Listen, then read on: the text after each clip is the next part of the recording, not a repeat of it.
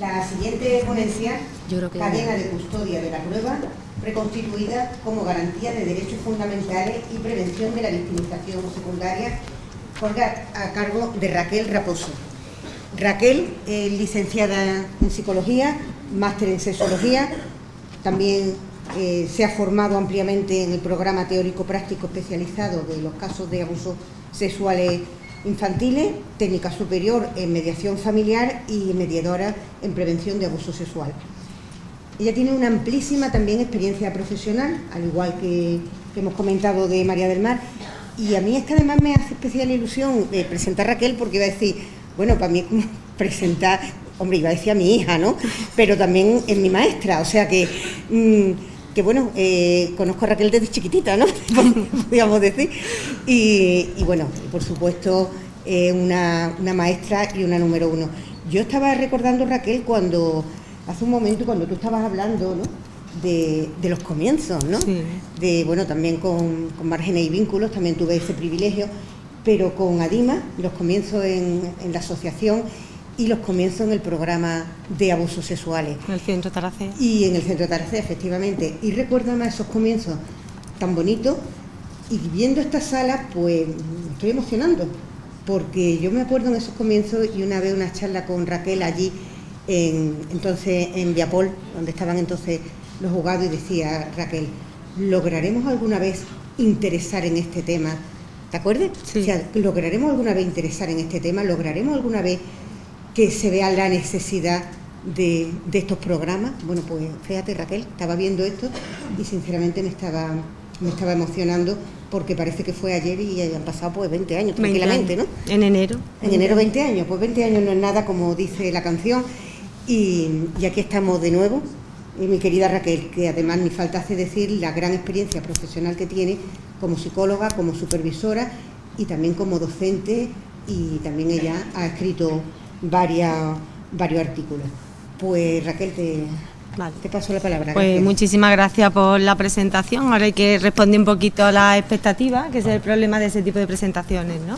Bueno, agradecer la presentación, agradecer a la organización, por supuesto, la invitación que se le ha hecho expresamente a DIMA para participar en todo esto, y a la Dirección General de Infancia y Familia. Bueno, cuando una se presenta ante este público, ¿no?, con los que realmente hemos crecido en la atención a la violencia sexual infantil y adolescente, pues digo, bueno, ¿y yo qué les voy a contar a mis compañeros? Que prácticamente nos conocemos todos, nos hemos saludado todos en los pasillos, y prácticamente todos estamos aquí para luchar por la violencia sexual, ¿no?, cada uno desde vuestro ámbito. Tenéis que tener en cuenta que yo trabajo en un equipo especializado de evaluación de la violencia sexual infantil y adolescente. Aquí están todos mis compañeros, tanto del equipo de evaluación como de tratamiento de Sevilla, y también los compañeros de la Fundación Márgenes y Vínculos, que con ADIMA pues llevamos la atención específica de la violencia sexual infantil y adolescente, tanto en evaluación como tratamiento, en todas las provincias de Andalucía, ¿no? Y partiendo de la base de que realmente, por lo que conocemos de otras provincias, de otras comunidades, hay otras entidades que están poniendo en marcha especializadas de atención a la violencia sexual, pero que realmente Andalucía pues parte, digamos, tiene mucha carrera ya hecha, y realmente Andalucía en este sentido es una privilegiada, ¿no? Con tantos equipos especializados, no solamente los que atendemos a los niños ya en el recurso especializado, sino los servicios de base, sin los que realmente no se podría atender ninguno de estos niños y niñas o adolescentes cuando llegan a los equipos, porque realmente se ha puesto de manifiesto a lo largo de la mañana, y se va a ir viendo a lo largo de los 2 días de este foro, pues que la detección de la violencia sexual infantil es muy complicada, ¿no?, por las propias circunstancias en las que se producen estos abusos hacia los niños y agresiones sexuales, y sobre todo también por la falta de especificidad en los indicadores, ¿no? Y también muchas veces pues cómo se valoran estos indicadores, y sobre todo que tenemos que trabajar con la sospecha. En ese sentido, Andalucía también es privilegiada en el sentido de que, gracias al protocolo de derivación que hay establecido, realmente los profesionales que detectan una sospecha no tienen otra implicación más que recoger los documentos, ante una compañera de servicios sociales, lógicamente ha dicho que conocen mucho de la familia, que serán factores de riesgo, y tenemos que saber que, aunque no podamos demostrarlo a nivel judicial o los requisitos que, como ha dicho mi compañera de mesa, requiere el sistema judicial, sí, con toda la intervención profesional por parte de los servicios sociales, servicios de protección a la infancia, centros de salud, hospitales, pues lógicamente sí se puede hacer una atención al niño en otro sentido. ¿Con eso qué queremos decir? Lógicamente la atención tiene que ser integral sin revictimizar al niño, ¿no?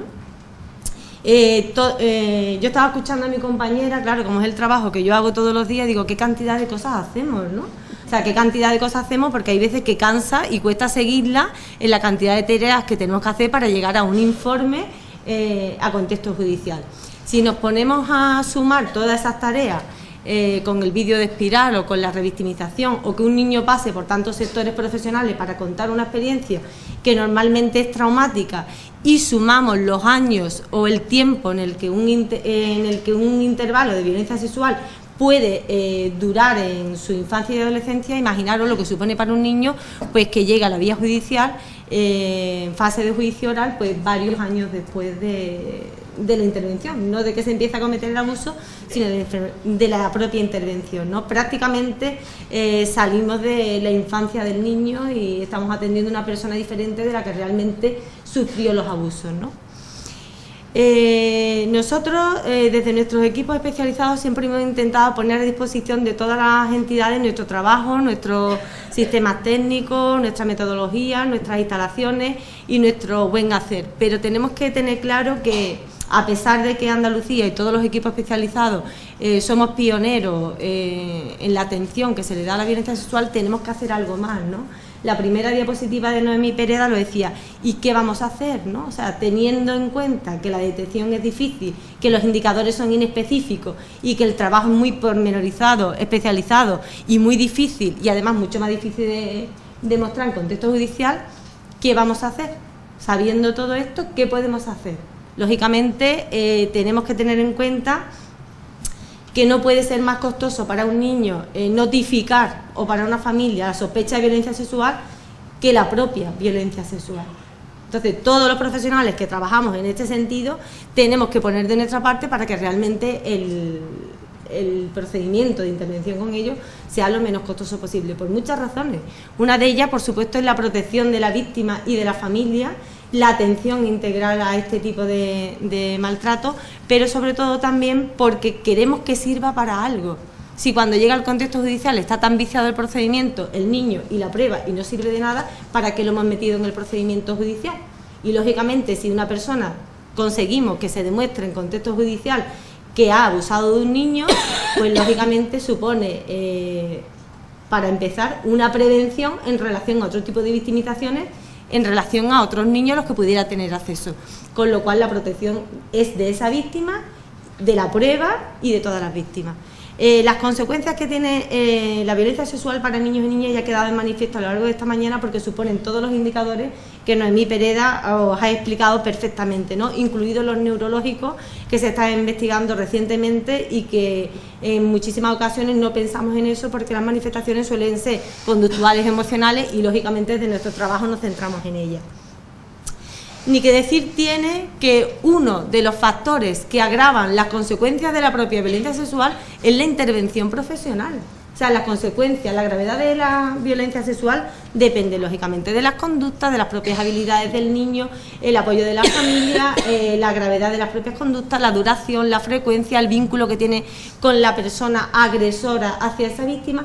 Pero la intervención profesional puede agravar no solamente las consecuencias, sino provocar otras. Esa es nuestra parte, ese es nuestro trabajo. Nuestro trabajo tiene que ser impecable. O sea, todos los sectores profesionales tienen que poner de su parte, y es una responsabilidad personal y profesional que realmente seamos especializados, realmente seamos especialistas y que pongamos todo a disposición de los niños, porque nosotros mismos, con nuestros procedimientos, podemos contribuir a que se agraven esas consecuencias que ya vienen sufriendo, no solamente los niños, sino también la familia. se trata de un delito. Lógicamente nos encantaría tener una bola mágica, que un niño contara que ha sido víctima de violencia sexual y que eso sirviera pues para no tener que intervenir con él, que rápidamente pudiéramos recuperarlo y que no hiciera falta hacer nada más. Pero se trata de un delito, ¿no?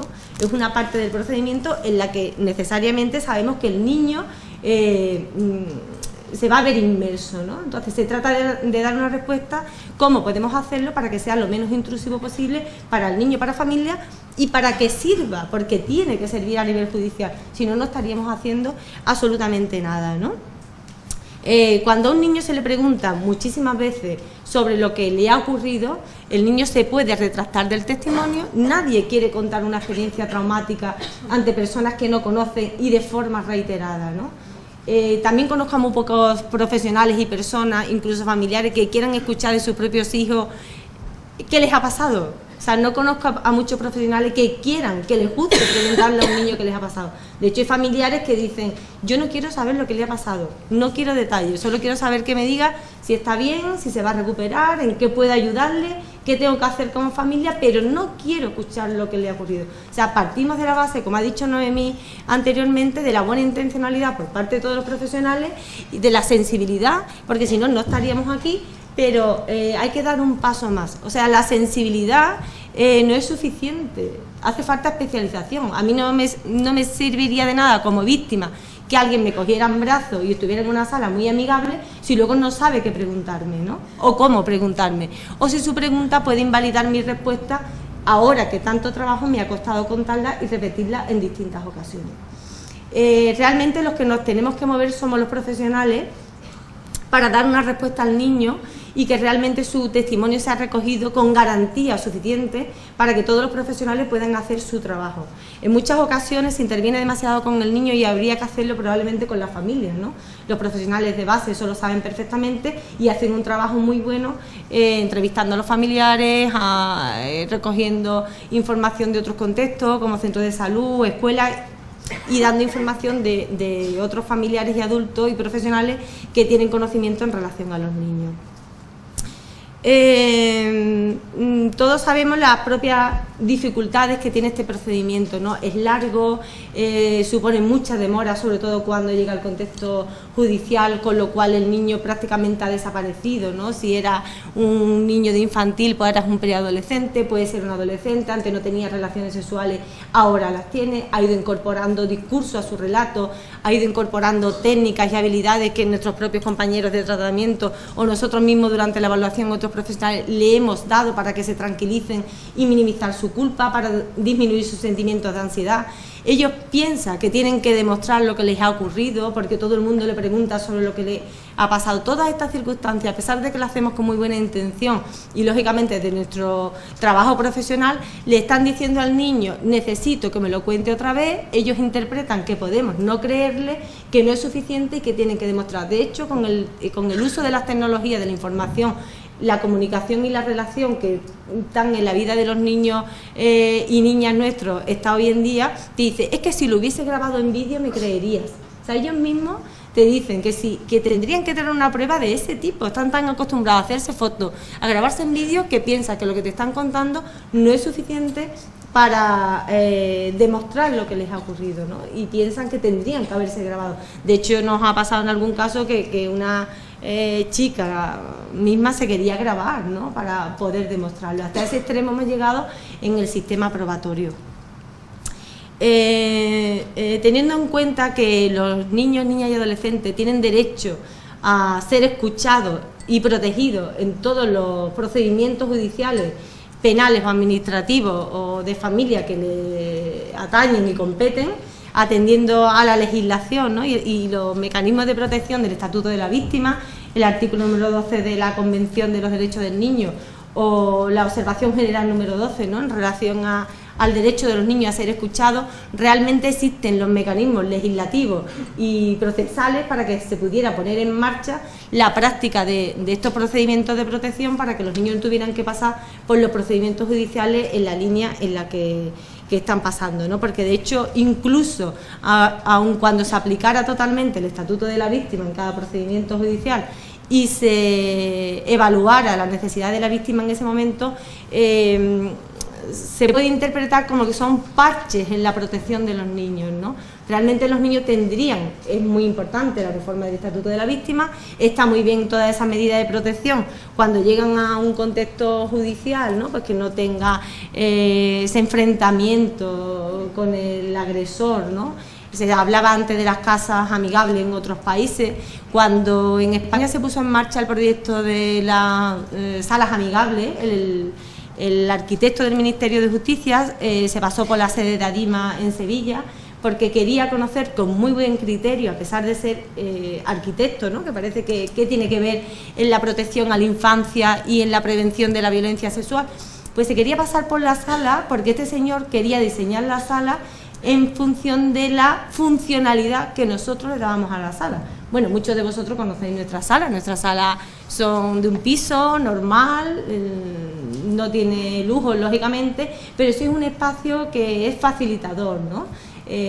Tiene una luz apropiada, no hay ruido y realmente está adaptada pues a niños y adolescentes. Entonces eso nos gustó porque este señor realmente había entendido en la medida de sus posibilidades, lógicamente, porque ahora cuento qué parte no entraba dentro de sus posibilidades, que tenía que diseñar dentro de un palacio de justicia para que los niños se sintieran cómodos y fueran realmente a la sala de exploración, pues bueno, minimizando las dificultades que ya tienen por sí mismos para expresar lo que les ha ocurrido. Nosotros le dijimos desde la asociación que bueno, todo lo que pudimos, para qué servía, porque la cámara la poníamos en un sitio, porque no teníamos espejo unidireccional, y porque una cámara, porque considerábamos que los niños se podían ver en un espejo, en fin, que habría mucho que valorar sobre eso. Y les dijimos que no pusiera las salas amigables en el Palacio de Justicia, las que están hechas en Cuenca, en Badajoz y no me acuerdo dónde era la otra. Bueno, hay 3 que están diseñadas y en funcionamiento, todas ellas están en el propio Palacio de Justicia. Nosotros le decíamos, no solamente se trata de evitar la confrontación visual o un encuentro casual con el acusado, sino que no se encuentre con ningún otro acusado, o sea, con ninguna otra persona que pueda estar esposado, porque si yo, como un niño o niña, he tardado 3 años en decir que mi padre me hace esto, he pasado por 14 intervenciones profesionales, estoy aquí 3, 4 o 5 años después de haberlo contado, ya no estoy seguro si merece la pena haberlo contado, porque resulta que ahora me he vuelto a reconciliar con una parte de la familia y aunque no coincida con mi padre, pero sí puedo coincidir con otro acusado de otro procedimiento que esté esposado, y eso es horrible. O sea, si alguna vez habéis coincidido con una persona esposada, yo que no he denunciado todavía nunca a nadie, no lo soporto. O sea, es una sensación horrible. O sea, solamente ese detalle, aunque no sea su propio padre, podría hacer retractarse a un niño en el momento de la declaración, que como todos sabéis, además, es clave. Da igual que lo haya contado 14 veces, porque nuestro procedimiento judicial está diseñado para conservar todas las garantías, lógicamente, el derecho de defensa, y si no lo cuenta el día del juicio no se puede demostrar, pues da igual lo que hayamos hecho antes, porque si no hay prueba preconstituida y ese día el niño no declara, no hay testimonio. Como ya se ha dicho a lo largo de la mañana, el testimonio prácticamente es la única prueba que se puede convertir en prueba de cargo en un procedimiento judicial, con lo cual después de tanto tiempo prácticamente nos quedaríamos con absolutamente nada y una vuelta a la víctima diciéndole, pues bueno, has hecho lo que tenías que hacer, has hecho lo correcto, pero no se ha podido quiero decir, ¿qué le estamos devolviendo a la víctima? O sea, es como otra nueva victimización, ¿no? La protección tiene que ser un continuo, o sea, no podemos estar protegiendo a un niño si lo insertamos en el procedimiento judicial, no podemos protegerlo poniéndolo en una mampara y antes lo hemos entrevistado 43 veces. Realmente se tiene que establecer un procedimiento, bueno, que yo he denominado cadena de custodia, y ahora diré por qué. Porque estudiando un poco el derecho procesal y derecho probatorio, que por favor las personas del ámbito jurídico que están aquí que me corrigen, porque lógicamente soy psicóloga y no controlo los términos, pero se trata de establecer un puente hacia el ámbito judicial. porque todos los que estamos aquí probablemente sabemos qué hacer para proteger a la infancia desde nuestro ámbito, pero está claro que tenemos que adentrarnos en el procedimiento judicial y saber o intentar por lo menos establecer un equilibrio entre los derechos procesales del acusado y los derechos de las víctimas para que realmente haya un equilibrio de las partes, ¿no? El principio de igualdad, que creo que se llama, realmente. Tenemos que tener en cuenta que los niños víctimas y niñas víctimas de violencia sexual parten desde una posición de por sí de desigualdad. O sea, la violencia sexual se produce desde una asimetría de poder. El procedimiento judicial es una asimetría de poder. No sé si hay algún abogado, no tengo nada en contra de los abogados, pero los abogados de la defensa solo tienen que esperar, o sea, solo tienen que esperar, solo con que se demore el procedimiento judicial, prácticamente la víctima está desmontada, no tiene testimonio, si no hay prueba preconstituida, prácticamente el recuerdo está viciado. Ayer en un juicio nos preguntaban a una compañera y a mí, pero ¿ustedes cómo interpretan que la víctima solo haya dicho un contexto y no 3 como le dicen a ustedes? Pues miren ustedes, nosotros no podemos adivinar por qué ahora solamente ha dicho un contexto y no 3 como nos contó a nosotros. Ahí están las entrevistas, están grabadas, están transcritas, están a disposición de la entidad judicial o de cualquier otro perito de parte que con la autorización judicial quiera analizar nuestra entrevista, nuestro trabajo, pero lógicamente después de 3, 4 años, pues la víctima recordaba el último contexto, que además había sido el más grave. Nos decían, eso es una contradicción. ¿Cómo interpretan esa contradicción? Mi compañera dijo, no, eso no es una contradicción, lógicamente, pues son fallos de memoria, proceso disociativo, falta de recuerdo, y que después de 3 y 4 años la víctima está cansada y no entienden, por mucho que nosotros le expliquemos, y además tienen derecho a la información y así lo hacemos, no entiende que después de contárselo a 14 profesionales de todos los ámbitos en distintas ocasiones, la que vale es la del contexto judicial. Esta es la buena. ¿Cómo se lo explicamos a un niño después de 6 años, después de 5? ¿Cómo le explicamos esta es la buena? No lo entiende. O sea, ellos ya lo han contado, sabe que está grabado, le pedimos permiso para grabarlo. O sea, realmente tenemos que hacer algo para que esta situación no se produzca. Porque, repito, los abogados de la defensa solo tienen que esperar. Son niños, son niñas. Realmente la situación de desigualdad se está reproduciendo en el procedimiento, si no hacemos algo para que realmente los niños tengan las habilidades suficientes y los apoyos suficientes para que puedan contar dentro de sus habilidades, sus capacidades y sus limitaciones todo lo que pueden. Porque en algunas ocasiones nos preguntáis, ¿cómo es posible que te haya contado a ti más que a nosotros? Quizás porque le damos la oportunidad. Hay veces que un niño viene a sesión de entrevistas, resulta que se ha perdido una excursión, es su cumpleaños, había un desayuno andaluz y su amigo no sé quién iba a llevar una tarta, y resulta que solo esa cuestión, que es nimia para nosotros, a ellos les hace venir pues con una rabieta porque tengo que estar aquí, y eso puede en ese momento pues que no ofrezca su testimonio porque viene enfadado, porque era su cumple o lo que sea. Claro, eso en una sesión nuestra pues decimos, no pasa nada, no lo sabía, discúlpame, pero en un juicio no tiene opción. O sea, o ese día lo cuenta todo o no es posible, ¿no? En derecho probatorio, la cadena de custodia supone un procedimiento, bueno, todo el mundo sabe que las pruebas físicas, las pruebas médicas, eso María Ángeles me puede corregir mucho mejor, ¿no? Una prueba física, ¿no? Un ADN, algo que pueda incriminar a una persona, lógicamente se tiene que recoger con unas características, tiene que tener un proceso de recogida, custodia, embalaje, análisis y de conservación de la prueba, pues para que realmente cuando llega el procedimiento judicial, si la prueba de ADN es quien inculpa o incrimina a una persona, pues que realmente se pueda garantizar que ese procedimiento ha sido el correcto, ¿no? Lo único que entronca con el derecho de defensa y la presunción de inocencia, ¿no? O sea, que realmente la prueba sea válida. ¿Cómo una prueba es válida? Pues garantizando cómo se ha recogido y que se haya recogido de manera correcta, que no sea contaminada, ¿no? Eso existe en nuestro derecho procesal actualmente, ¿no? Y lógicamente supone una garantía de derecho justo, tanto para la persona que es acusada, que tiene derecho a que la prueba sea válida. Bien, pues hagamos eso con los niños. Vamos a hacer una cadena de custodia también para proteger a los niños y para proteger al testimonio. Esa es la propuesta. Que si realmente la única prueba válida que tenemos para decir que un niño ha sido víctima de violencia sexual es su testimonio, y todos sabemos, porque incluso en la circular de la Fiscalía General del Estado, me parece que es la 3 de 2009, ¿no? Se recoge que un niño después del tiempo realmente no es el mismo niño, porque la memoria está modificada, sus habilidades están modificadas, su momento evolutivo es otro y ya no es la misma víctima, y todos lo sabemos. Vamos a proteger el testimonio, vamos a proteger la prueba, vamos a proteger la víctima y de paso le damos garantías al proceso judicial, porque le estamos diciendo al acusado que esta prueba es válida porque ha sido recogida con todas las garantías.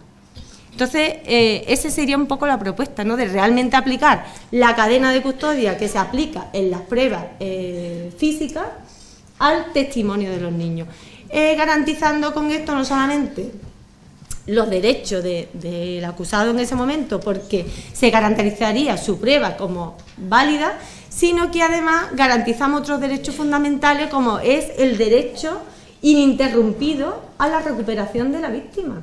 O sea, se recoge en circulares y directivas europeas, en algunas recomendaciones a España, ¿no?, en el año 2002 y en el año 2010, donde realmente se tendría que aplicar todas estas cuestiones, ¿no?, de justicia amigable y todo lo que se está comentando. No puede ser que se trabaje con un niño en tratamiento durante años, que le recuperemos y por parte de la entidad judicial, el tribunal juzgador, se nos pida un informe de vulnerabilidad para saber años después si el niño puede declarar o no en contexto judicial. Eso es, ahora que lo hemos recuperado, ¿no?, puede pasar otra vez por el procedimiento judicial.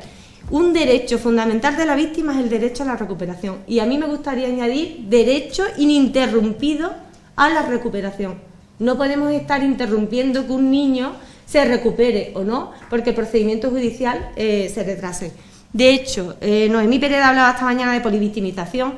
Yo ya no sé por qué número vamos, si es primaria, secundaria, terciaria, pero fijaros, un niño sufre violencia sexual.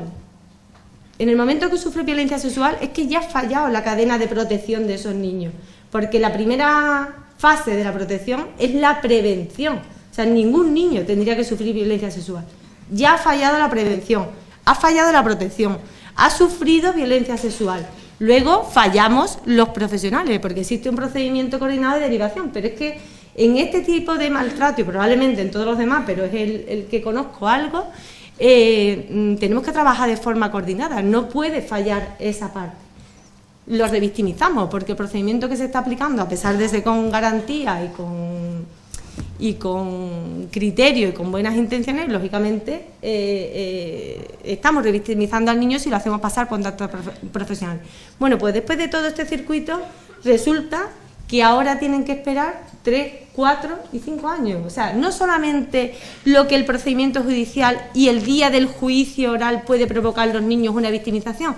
No, es que la demora por sí misma ya es una victimización. Solo la demora, independientemente de cuándo vaya el procedimiento judicial, que ahí sí que hay muchas recomendaciones de muchas entidades de qué hacer para paliar las consecuencias ya en contexto judicial. Pero solo la demora ya está deteriorando a esa víctima en cuanto a memoria, habilidades, saber que tiene que asistir a juicio, ¿no?, y todas las consecuencias que va a tener lógicamente en su intervención en el contexto judicial, en su memoria, en su testimonio y en lo que realmente luego se va a tener en cuenta en el proceso judicial.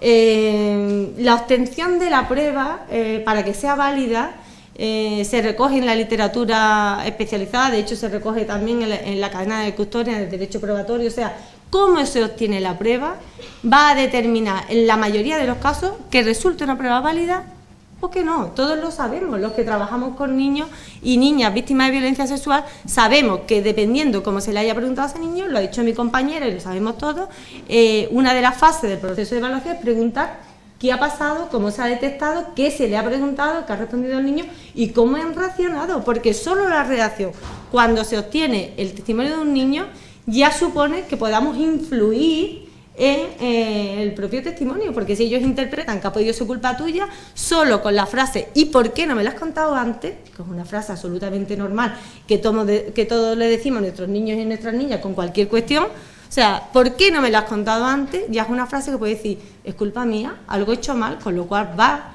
reescribiendo, reinterpretando, reelaborando su propio testimonio y se puede ir alterando, con lo cual, si el testimonio es obtenido por un profesional especialista en infancia, adolescencia, maltrato, violencia sexual, técnicas de entrevista, estamos garantizando esta parte de la prevención de la victimización en los niños y que realmente la prueba sea obtenida con garantía para que luego se pueda convertir en prueba de cargo en un procedimiento judicial. Si no, nosotros mismos, si preguntamos a los niños porque no estamos seguros de notificar o no la sospecha, estaremos contribuyendo a esta interferencia en el testimonio.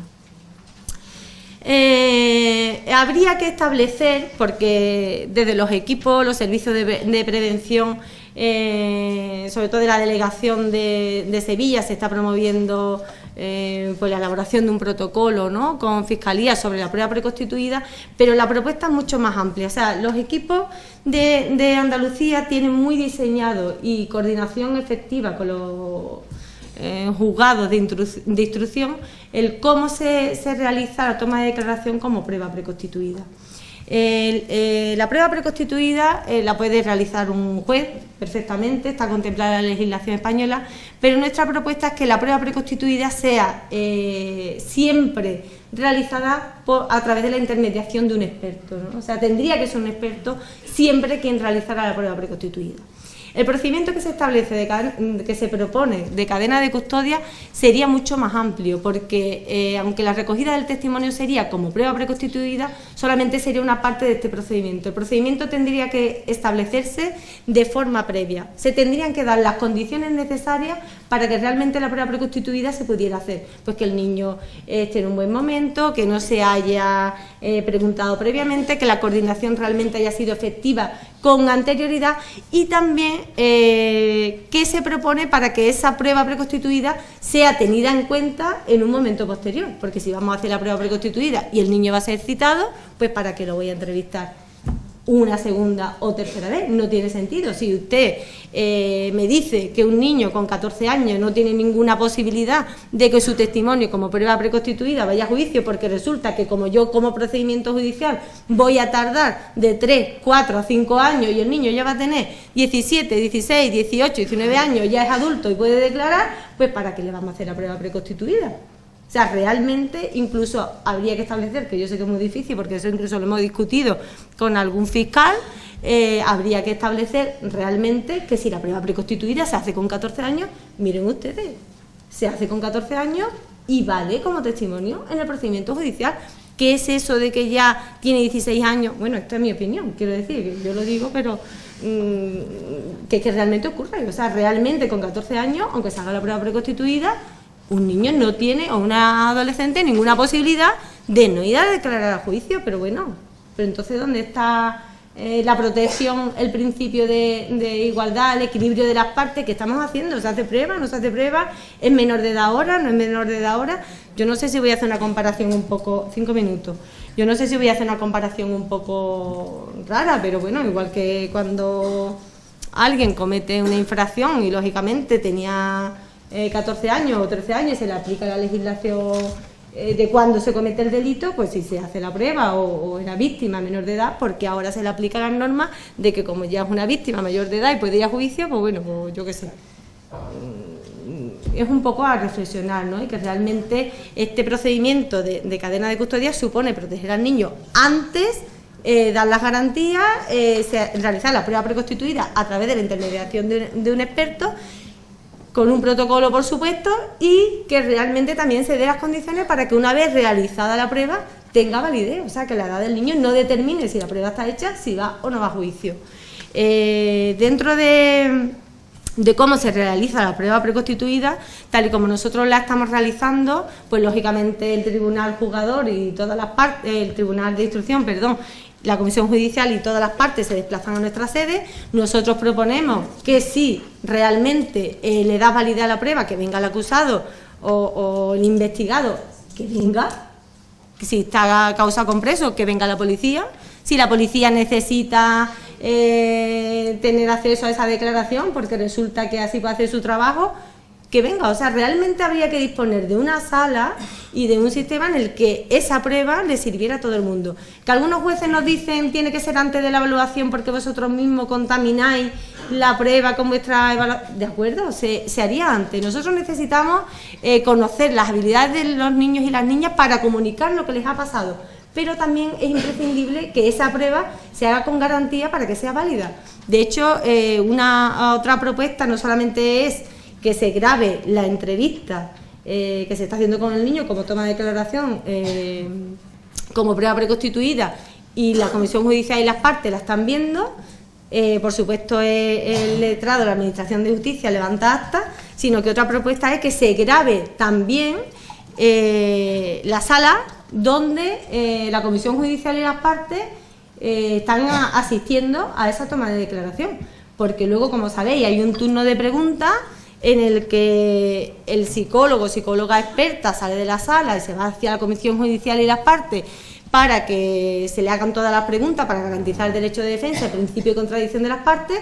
Ahí se produce una parte del proceso judicial que no se traslada al tribunal juzgador. No sé si me estoy explicando, ¿no? Entonces, ¿qué ocurre ahí? Que gracias al Estatuto de la Víctima hay muchas preguntas que son rechazadas por parte y con buen criterio del juez instructor, pero que luego pueden ser utilizadas pues como que no se ha garantizado el derecho de defensa, que no se le ha, a pesar de estar recogida en acta, como en muchas ocasiones el principio de inmediación es lo que determina que la prueba preconstituida tenga validez o no en el procedimiento judicial.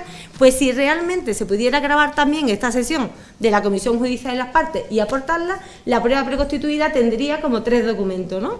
La grabación del testimonio de los niños, la grabación de la sesión de la comisión judicial y las partes para que realmente se traslade al tribunal juzgador toda esa cuestión, y el acta de letra de la Administración de Justicia, ¿no? Para que realmente tenga validez.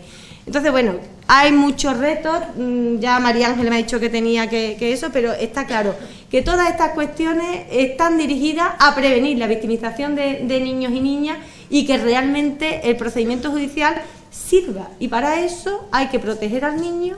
Pensamos que de la misma forma se está protegiendo la prueba y de la misma forma se está protegiendo los derechos y garantías procesales del investigado o acusado. Creemos que es la única forma y que realmente eso es lo que podríamos hacer entre todos, ¿no? Porque no tiene sentido que un niño después del tiempo pues tenga que someterse a un procedimiento judicial con todas las consecuencias que ya sabemos que ha tenido la propia violencia sexual, la intervención, la demora y luego el procedimiento judicial. Bueno, si luego tenéis alguna pregunta, gracias y perdona por el... Muchas gracias.